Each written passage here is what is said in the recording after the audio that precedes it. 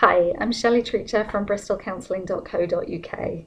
Today I want to talk a little bit more about comfort eating and binge eating.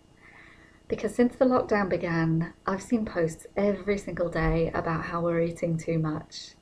And mostly people are saying these with humour, people are still trying to make jokes out of it.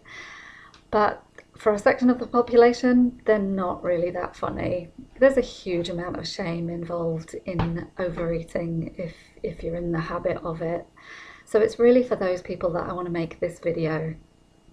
And it's not that we shouldn't be cutting ourselves some slack right now. I'm certainly not going to be telling you to not overeat. A lot of people who doesn't use a substance or some attachment to people or something other than your own internal resources to get through the day in life is pretty common. So, cut yourself some slack. This is a really, really difficult time. You're going to be using something to make sure that you're okay by the end of the day and can get on with what you need to do the next day. And that's fine. This is a weird time. Very triggering. Lots of emotions. But for people who find it really difficult to stop eating and for who this isn't a temporary phase, I know how hard it is for you to stop. So where I come from is about trying to understand what it's all about in the first place. A lot of people have a self-critic that means that they're going to overeat more.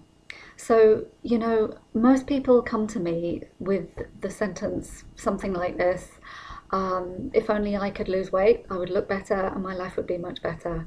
And this is playing over and over like a record stuck in their brains. They really genuinely believe that if they lost weight, they'd be happier.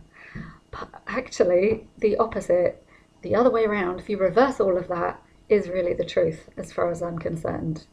If you feel better about yourself and you can get the details of your life happier and right for you, you're probably going to look different and have different habits and treat yourself better and be more conscious, be more engaged, and have a way to deal with how you feel on a daily basis that isn't using a substance and relies on your own inner resources. So that's where I come in. And a lot of people at the moment, I've heard a lot of clients say that they feel really bad that they're not doing any exercise and they feel a lack of motivation and they feel really tired and they just want to laze about on the sofa and just can't bring themselves to do anything. I think that's really, really normal. And I know they're giving themselves a hard time because they're doing this behavior. So my encouragement is for you to start thinking about what it is that might have triggered you off behind the lack of motivation, behind the lethargy, behind not wanting to exercise, behind eating. Did something upset you further back down the line? And it could be like days ago, or it could have just happened, or it could be years ago, and you're still holding on to some trigger of feeling with that. So that's really it. That's where my work comes in. If you want to work with that and understand that much, much better, I have an online group starting in a fortnight on Friday at 2 o'clock. We've got one space left. I'd be really happy to welcome somebody into that.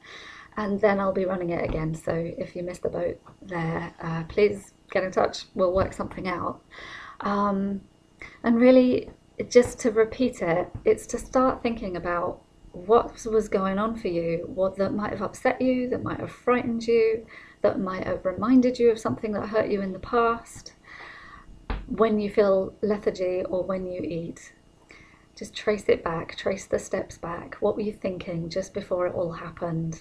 What were you doing? What conversations were you having? It's often a conversation that somebody else triggered something off in you, and they may not even have been criticizing you. They might have been, but they probably weren't deliberately trying to criticize you. They may have been criticizing themselves, and then you picked up on something and felt bad about it. And this all happens in our unconscious, so it needs questioning and exploring.